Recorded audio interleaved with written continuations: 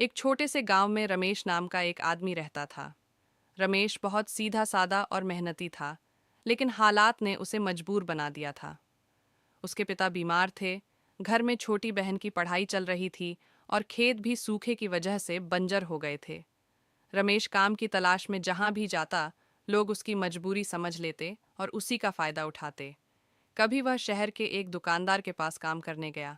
दुकानदार ने कहा, अभी पैसे नहीं दे पाऊंगा, महीने के अंत में दे दूंगा। रमेश चुपचाप दिन रात मेहनत करता रहा। महीने के अंत में दुकानदार ने आधे पैसे देकर कहा, इतना ही काफी है, और चाहिए तो कहीं और चले जाओ। रमेश कुछ बोल नहीं पाया, क्योंकि उसे घर का खर्च चलाना था। फिर वह एक ठेकेदार के पास गया। ठेकेदार ने उससे दोगुना काम करवाया, लेकिन मजदूरी कम दी। जब रमेश ने हिम्मत करके पूछा तो ठेकेदार हंसते हुए बोला, तुम्हारे जैसे बहुत मिल जाते हैं। रमेश फिर चुप रह गया। गांव में भी लोग उसकी भलमनसाहत का फायदा उठाते। कोई उधार ले जाता और लौटाता नहीं।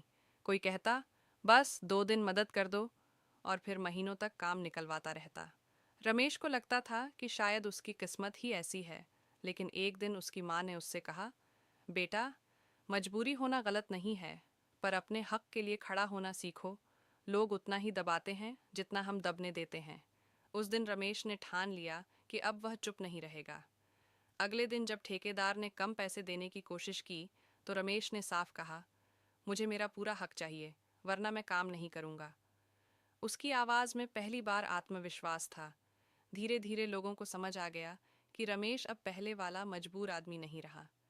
उसने छोटे छोटे कदमों से अपने लिए खड़ा होना सीख लिया।